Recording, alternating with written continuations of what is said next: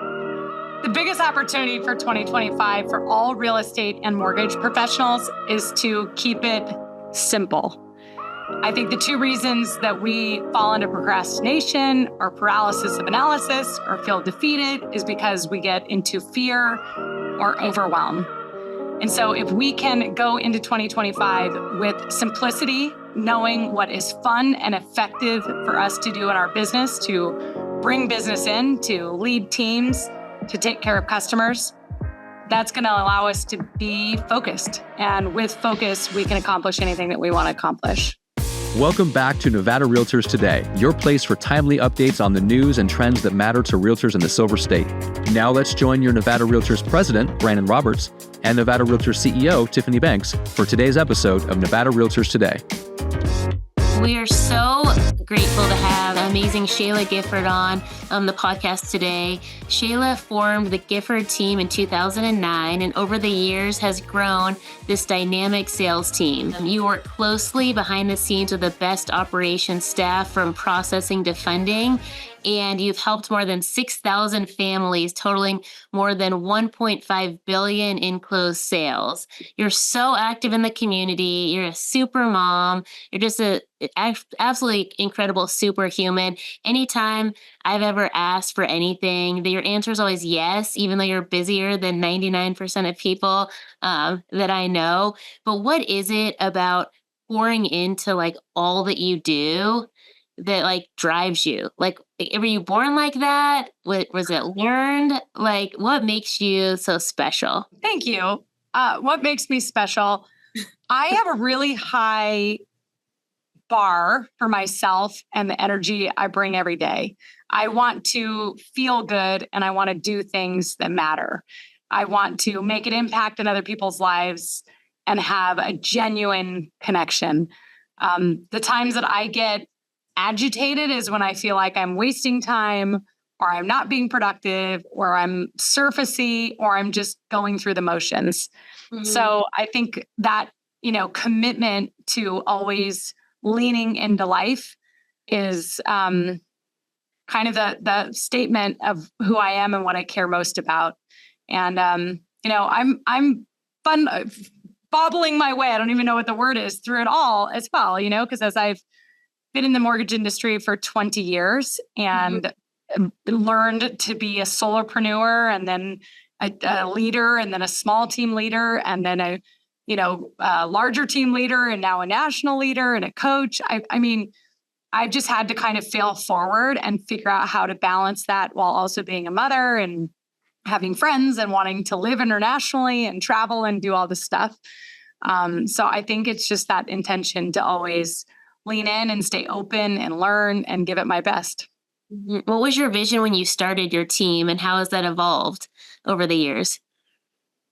Well, I just want to grow. So my first 6 years in the industry, I just wanted to survive. I just wanted to make sure people took me seriously and trusted me. I was 23 when I got involved in the business, and I knew that this is people's largest financial transaction generally, and they might look at me and say, can I trust you with this responsibility? So for the first 6 years, it was really about learning my craft and becoming a great technician and, being responsible, reliable, and engaged. Many times I was working 10, 12 hours a day, always answering the phone, being very diligent. But I hit a plateau.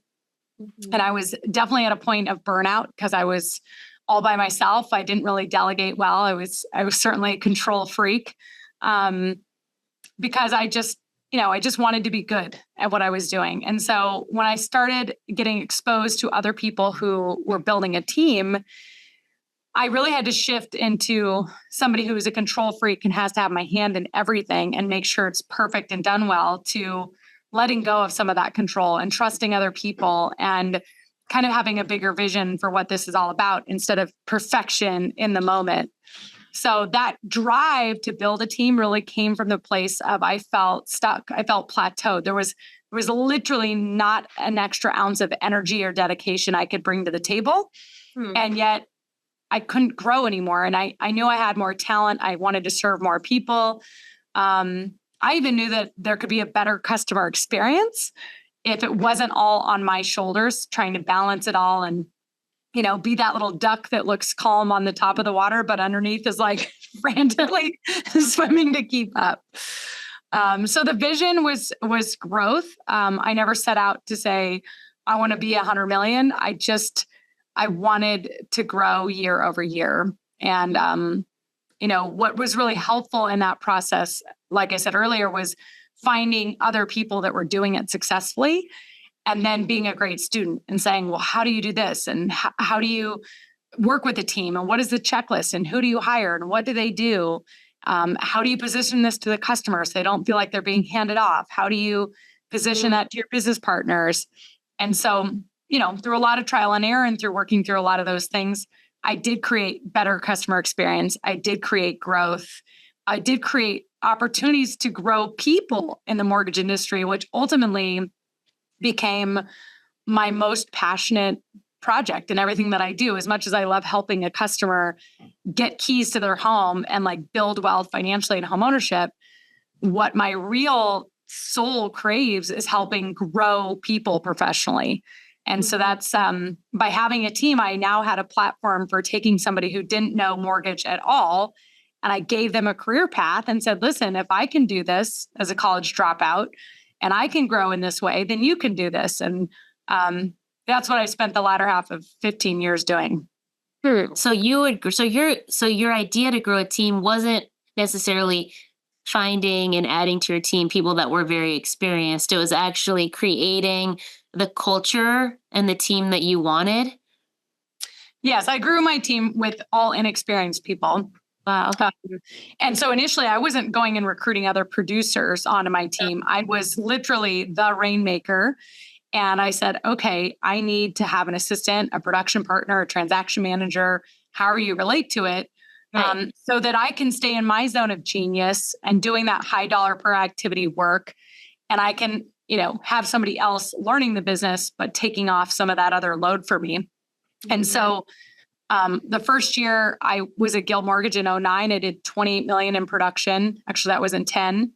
And then the next year I did 40 million, and the next year I did 80 million, and the next year I did 96, and the next year I did 130. And again, that was through me as the rainmaker, but being supported by loan officer assistants. And so I would hire people that had the attitude, that had the effort, that had the desire, but not necessarily knew a thing about mortgage. And then I would teach them just the piece that I thought they were most suited to learn. So like people that are, converting leads, I think those people need to be smart, charming, and competitive.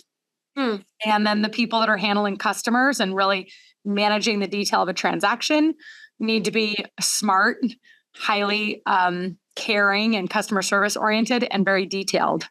And often those two different people aren't one and the same. And so I grew my team by finding people, finding what their brilliance is, what their strengths were, and then kind of putting them on the right seat of the bus. Wow. Brandon, do you have questions on that? I know you're really interested in this piece. Yeah, as a real estate broker, I get agents all the time that want to build a team. Like it just seems like the next logical thing. What advice could you give them about when you're ready? Like, how do you know you're ready to do a team? Oh, that's the best question.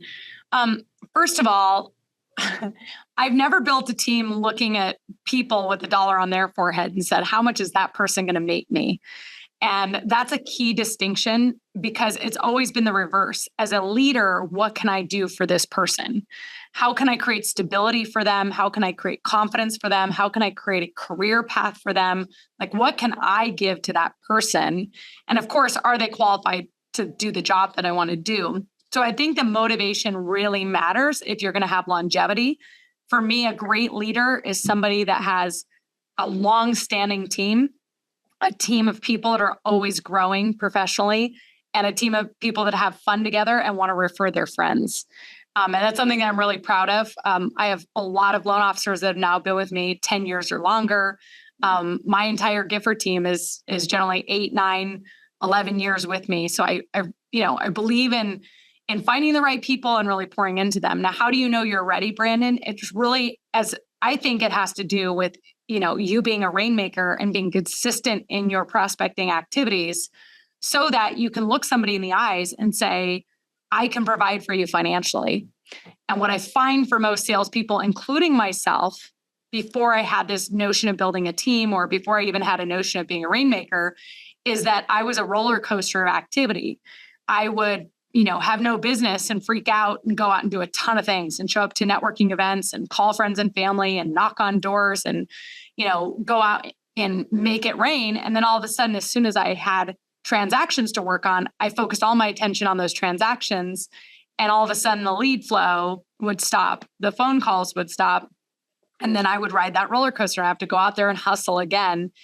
And so in the loan world, we say that you need to close 5 transactions 3 months in a row. So you've got some stability and consistency. You need to be generating 25 referrals a month for 3 months in a row. Because otherwise you're asking somebody to join your team and put their entire financial risk attached to you. And are you going to provide that stability for them? The other thing is, if you aren't system oriented, it's really hard to duplicate yourself. So in order to have that consistency, it's generally because you've created a system, a process for how you work. You have theme days, for example, you have prospecting time blocks, when you meet with clients and when you work in the office and when you work on paperwork and when you're, dialing for dollars. And you've kind of systematized yourself so that you can now turn over to somebody else. And I will tell you, Brandon, the first 6 years of my career, I was nothing but a big personality and a ball of energy. There was nothing that was systematic about what I did. I didn't start my day at the same time. I didn't end my day at the same time. It was like, just show up for work and react to everything and then go home and go, hope I got some deals in the door. So that shift is big because now I'm able to say, okay, this is now something that I can delegate off to, because if somebody can do this 80% as good as me, and it's $25 an hour work, then somebody else should be doing that. And I need to do the $100 or $200 an hour work.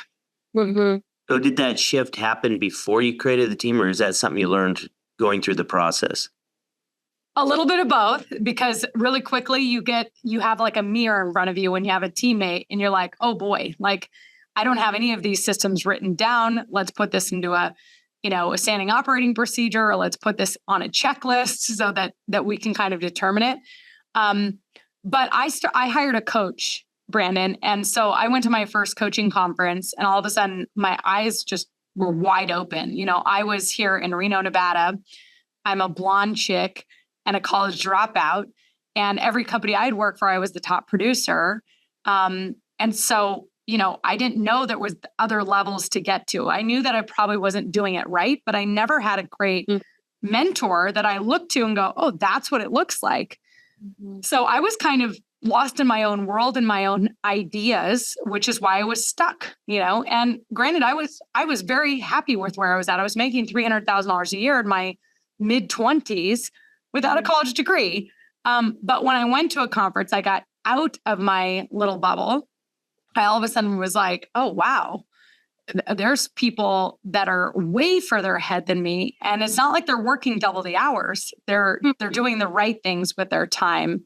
And so I started systematizing myself and buying into things like time management and time blocking, and actually having a list of VIPs and business partners and having a real plan for how I was going to prospect and create business, and then also start tracking my activities. How many calls did I actually make? How many leads did I actually generate? Mm-hmm. Because up until that point, I couldn't have told you my numbers. I thought I knew what they were, but I really wasn't being a business person and tracking everything.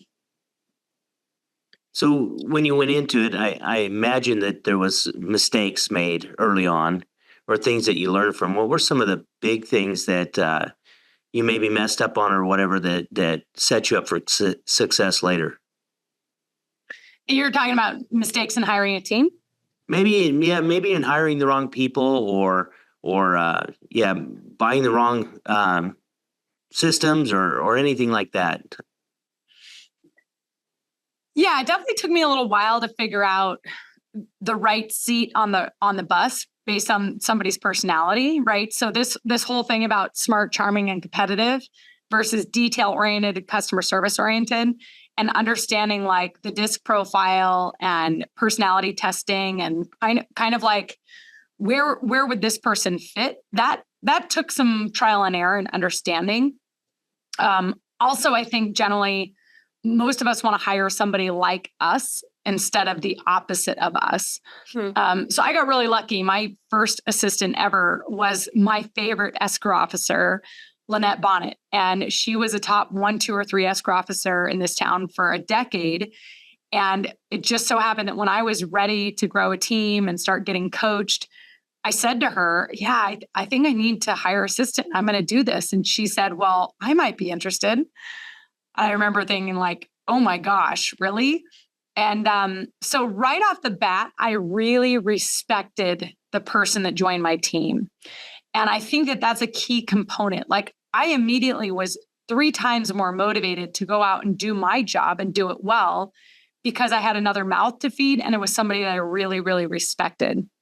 So I think sometimes I've seen a lot where people will just hire somebody because they're cheap and they get cheap labor, but a lot of times you get what you pay for.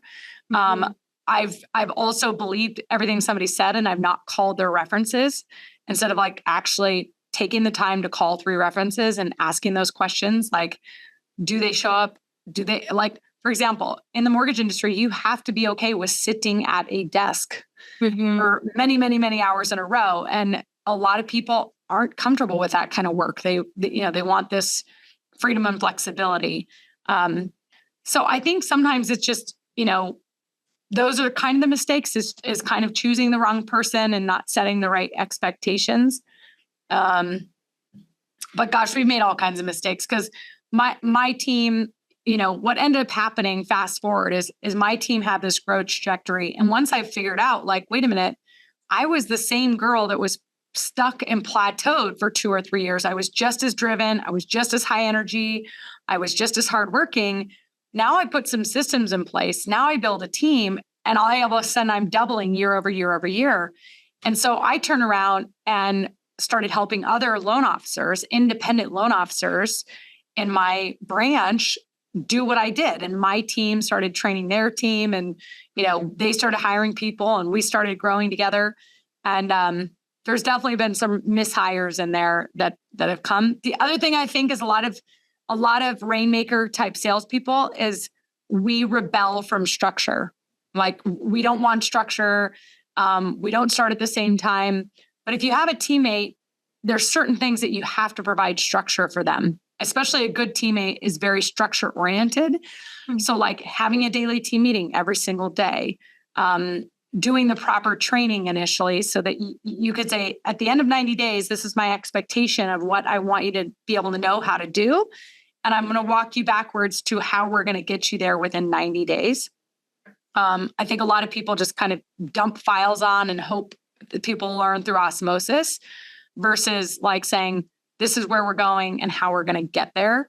And then finally, in our business, a lot of times you're learning through just trial by fire and you've got to be really self-reliant. So I don't think you have to have this huge training program, but a leader who has vision and communication and delegates well, the who, what, when, where, why, and how is going to be a lot more successful. But I notice a lot of salespeople rush through that. And so they're not really delegating fully, and then they get frustrated, and then they're annoyed, and then, you get a rift, and then the relationship blows up. How did you balance the like training and building your team versus doing the work that like you still had and the work that you needed to get done? You just got to do it. I mean, there's some people, it will take their business a little bit back initially to take it 3 steps forward. And I think that's just part of it. But most of the time I'm training while doing. So it's like, watch me do it. Okay. And then I'll watch you do it. And then, or we'll do it together and then I'll watch you do it kind of thing. Yeah. The other thing is that it's so fascinating because I was such a control freak. But I want to win more than I want to be in control.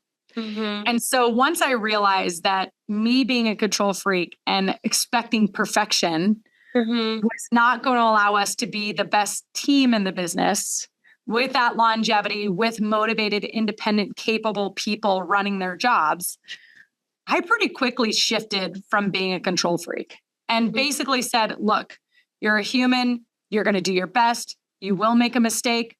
I will fall on the sword. You know, like a lot of people that I see, they're such control freaks that they never empower their people to really learn it. And then the people that they're delegating to are so afraid to make a mistake that they're not really going for it and they're not taking the job all the way on.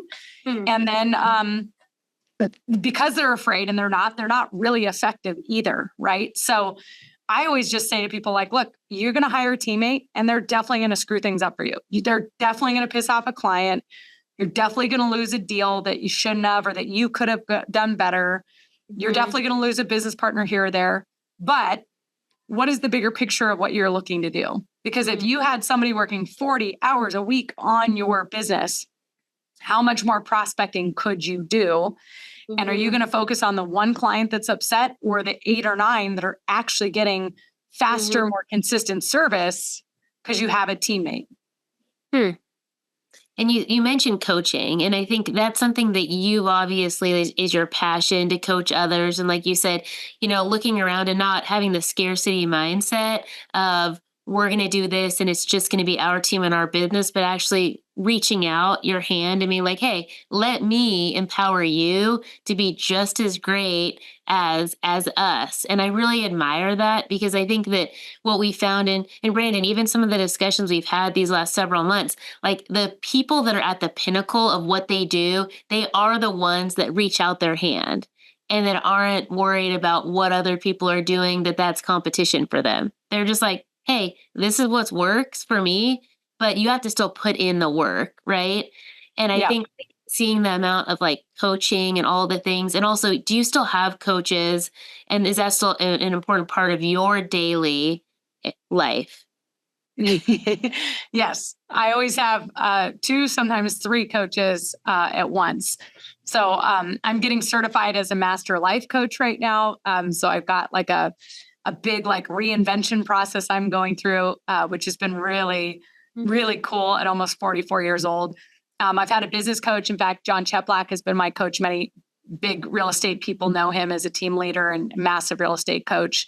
I've had CEO coaches. I've had business coaches. I've had loan officer coaches.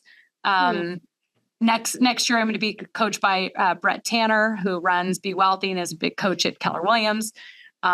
So I 100% believe in coaching. I think the first thing that happens for me is that it's a statement, an intention that I want to learn and grow, that I don't know it all, that I can be surrendered and coachable and guided. And I think the years where I was stuck in my own ego and my own story. And so once I was like, I surrendered to saying, I need help. I could be guided probably farther, faster with somebody else than just being stuck on my own was huge. And then the second thing is now I become accountable. Now I'm stating a goal. I'm saying, what am I going to go do between now and the next week or 2? And then I show up and say, look, coach, I did it. And that process of accountability is so critical. So I still have coaches and I coach. 80 to 90% of my day is about coaching. And the last part that you said about abundance versus scarcity, in most any market, you've got several hundred transactions that happen every single month, some thousands of transactions.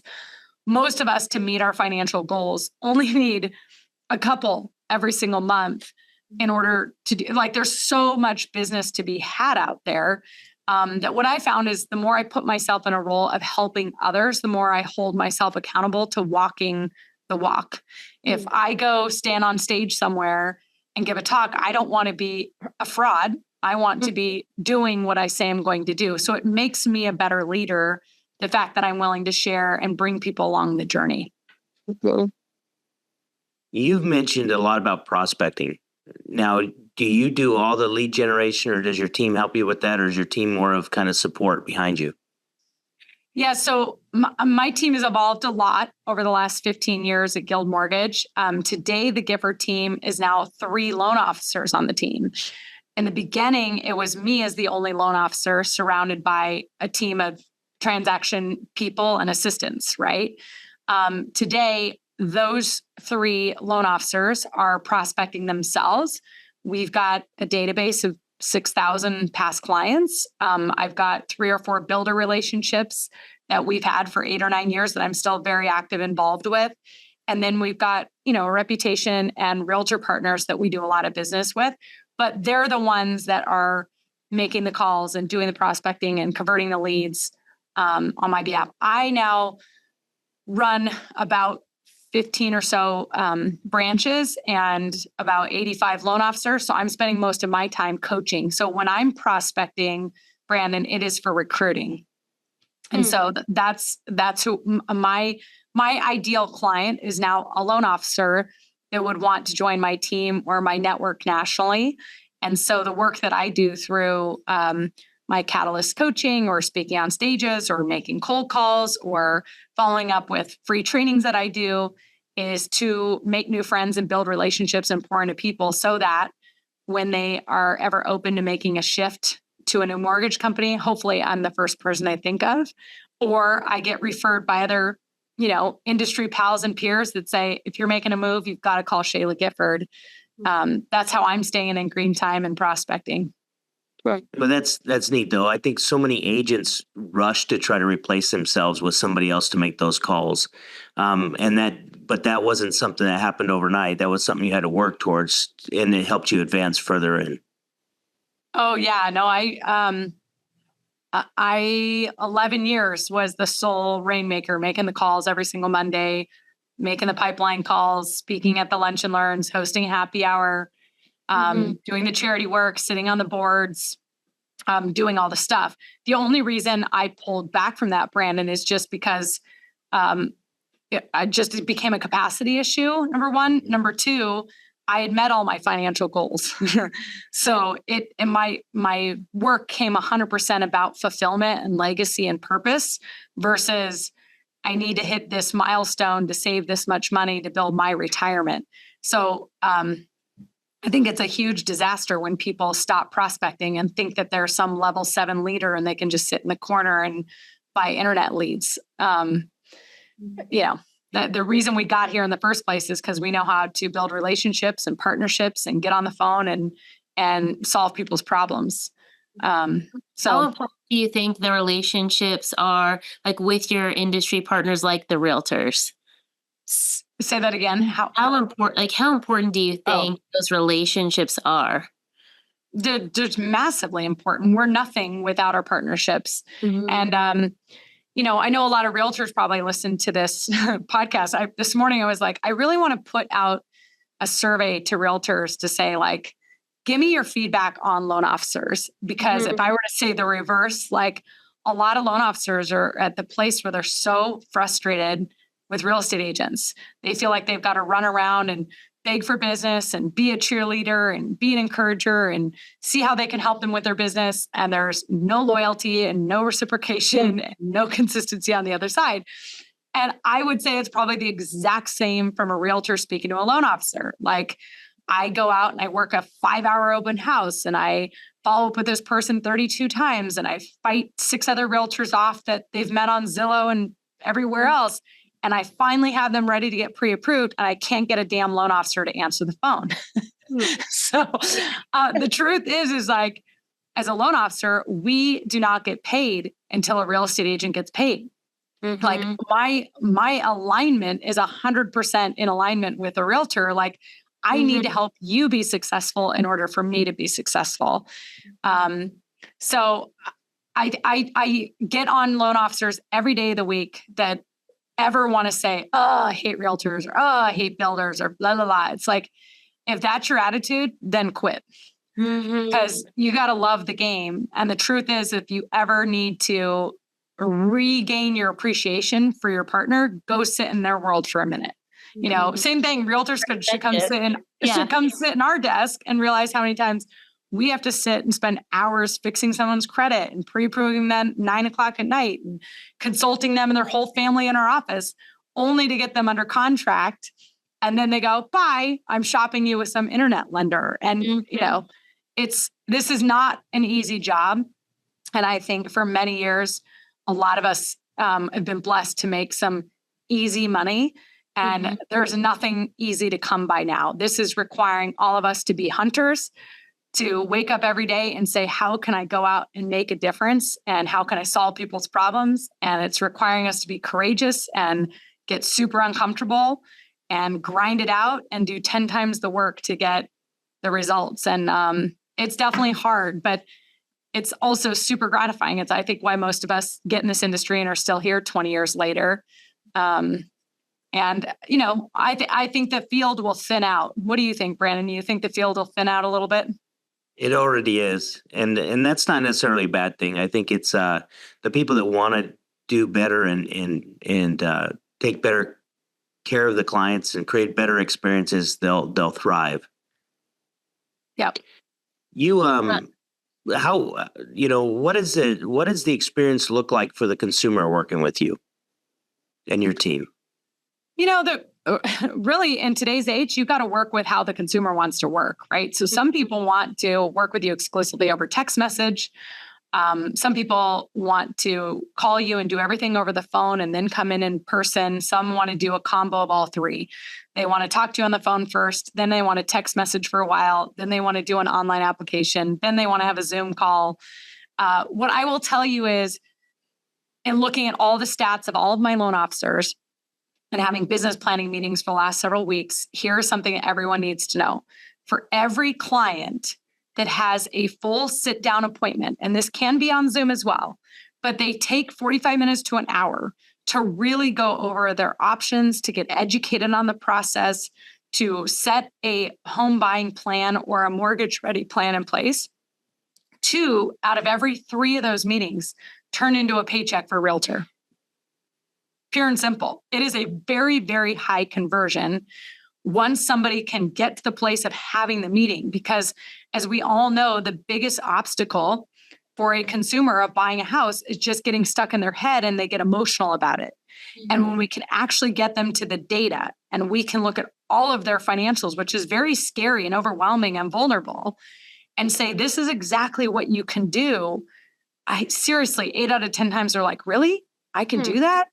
And it's so empowering once they get there. So I think our job as real estate professionals is using every bit of charm, charisma, persistent, aggressive follow-up, whatever you got to use to get a client to take the time to have a personalized, customized meeting where they get educated, they are informed, and they have a plan. Because once you see it, you can't unsee it. And once you start going, oh, I could do this, I see how a rent versus own makes sense. I see the tax advantages. I see the security and the stability. I see what my monthly payment would look like. Those people all of a sudden, now start moving, whereas before they were, in and out and everything else. So we started out this call by saying, how can we go into 2025 powerfully? This is what I'm trying to influence upon everybody. It's old school sales. Go from meeting to meeting. And whatever you got to do to get people to a meeting, and maybe the first meeting is 15 minutes. And in that 15 minutes, they can tell you're a professional, you care, you're asking brilliant questions, you're challenging their thinking, then get them to another meeting. And if you can help get people from meeting to meeting, you will make money. You will be successful in our business. And those pre-approval meetings are everything. So if a loan officer is not willing to take the 45 minutes and do the education, a realtor is going to be out there doing that on their own and wasting a lot of time showing the wrong properties to the wrong people and not knowing if this person can really follow through and make it happen. Yeah, that's incredible. And so in closing, Shayla, what do you think is like the one piece of advice that you would give to anyone listening about taking their business to the next level? Enthusiasm. That's my word. Like, honestly, when you get on the phone with somebody and they are excited about their business, they're excited about the opportunity, they're excited about how this can change somebody's life, that enthusiasm transfers to another person. And it's like, if you wake up today and you're going to be grumpy or you're going to just go through the motions, hang it up for the day. They'll feel it, right? Yeah, they could feel it. And you're just wasting time. So whatever it takes to get your enthusiasm in place, whatever news articles you got to read, whatever data you got to look in your MLS, whatever like shining bright light you can find as an opportunity, you've got to find a way to be optimistic and enthusiastic and transfer that to every single person you meet. Brandon, do you have anything else in closing? I would just say thank you. You're now one of my most favorite people I've ever met. I love your energy, and the wisdom that you've just dropped in the last 40, 45 minutes has just been amazing. Wow. And, reinvigorated me today. Like I'm a little under the weather with a cold, and I was going to go home and take a nap, but now I'm not. So that's awesome. So do you personally sell real estate, Brandon? No, I manage about 540 agents, real estate agents, large offices down here. So I feel like I'm selling real estate because I'm involved in a lot of transactions, but I'm not out there doing what they do. So if I were to call on you and say, and I'm not in your market, but Brandon, would you be willing to meet with me? I want to see how I can help you and help your agents be more successful. Would you be open to a meeting like that? No. Yes, of course I would. You just got me into a meeting. Yeah. And the reason I'm bringing this up on this call is because that is the answer, is being enthusiastic, being passionate about what you do. That energy transfers to somebody else, and it's pretty hard for them to deny you, right? And so, Brandon, you just like fed back into me, and I could feed back into you. And like, if you just trust that if you make people feel good and you're genuinely here to help people, you will do business. And everybody gets so confused by the 25 things on their to-do list or the tactics. And we just need to get back to that simple thing of getting a meeting, transferring enthusiasm. If we can't help each other, we can't help each other. Next, like, let's not get so personal about it. So, well, this is fun. Thank you for having me, guys. Shayla, you're such a beacon of light. And thank you for everything. If people want to get a hold of you, what's the best way? Probably Instagram. Send you a DM and say, please coach me. Let me see. I'm going to be the first life coach client. That's going to be awesome. Sign me up. So I do have Catalyst, which is my coaching program. The enrollment is currently closed because I'm opening up quarter to quarter.